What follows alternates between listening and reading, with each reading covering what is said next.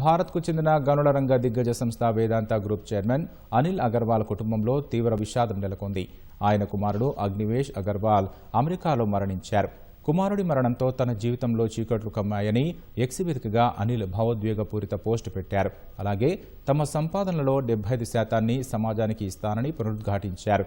ఇటీవల అమెరికాలో జరిగిన స్కీయింగ్ ప్రమాదంలో గాయపడ్డ అగ్నివేష్ కొద్ది రోజులుగా న్యూయార్క్లోని మౌంట్ సినాయ్ ఆసుపత్రిలో చికిత్స పొందుతున్నారు.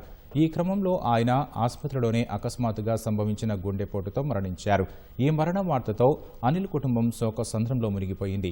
ఈ సందర్భంగా అగ్నివేష్ మరణంపై స్పందించిన అనిల్ అగర్వాల్ తన కుమారుడు జీవితంలో ఎన్నో విజయాలు సాధించినా ఎంతో ఒదిగి ఉండేవాడని తెలిపారు. భారత్ను స్వయం సమృద్ధి గల దేశంగా చూడాలని ఎంతో ఆశపడేవాడని గుర్తు చేసుకున్నారు. ఈ క్రమంలో తమ సంపాదనలో 75% సమాజ సేవకు కేటాయిస్తానని అగ్నివేష్కు ఇచ్చిన మాటను అనిల్ అగర్వాల్ పునరుద్ఘాటించారు. అతని కలలను నిజం చేయడమే మనమిచ్చే నిజమైన నివాళి అని అనిల్ అగర్వాల్ వెల్లడించారు.